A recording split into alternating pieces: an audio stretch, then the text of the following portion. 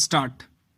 There being nothing repugnant to raising of public revenue in exercise of sovereign power of state to impose and collect taxes including electricity duty in any provision of the Act of 1948 or the policy statement made in the notification granting rebate, the raising of public revenue by withdrawing or reducing exemption, cannot be said to be against the provisions of any state. Stop.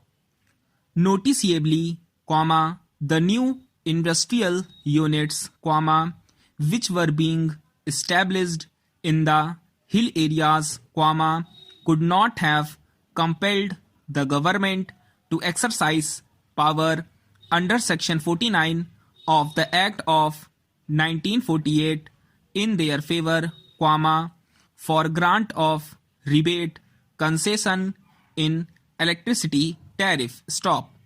Powers under Section 49 normally would be exercised by the state government for industrial growth of an area and to generate employment opportunities for those who are residing in the area. Stop.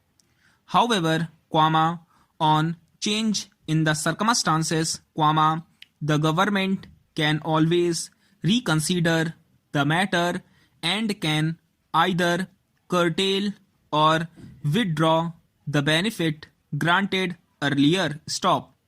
The concept of the larger public interest introduced, before invocation of Section 21 of the General Clauses Act, in fact, amounts to amendment of the said provision, as notifications dated June 18, 1998 and January 25, 1999, issued under Section 49 of the Act of 1948, as well as notification dated August 7, 2000, issued under Section 24 of the Uttar Pradesh Electricity Reforms Act, 1999, are in the nature of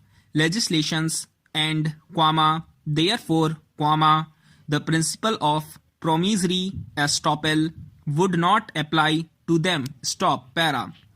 That contention was specifically refuted by pointing out that there was proper publication of the notices under Section 4 of the Act. Stop.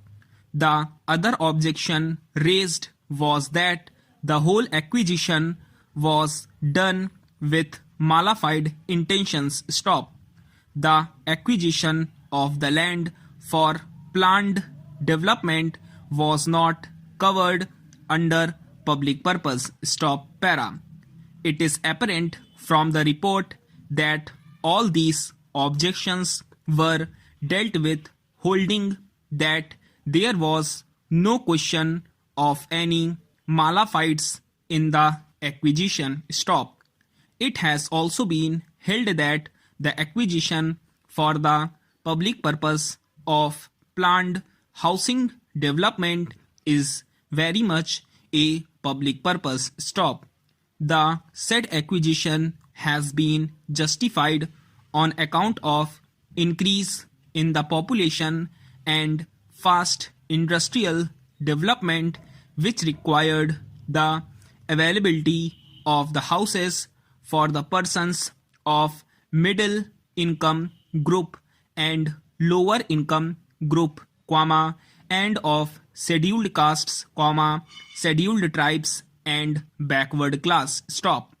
The other objection raised was that the land was not suited for the public purpose since there was 16-year-old village Abadi of about 1.5 acre, and there were number of trees on 2.5 acre land. Stop.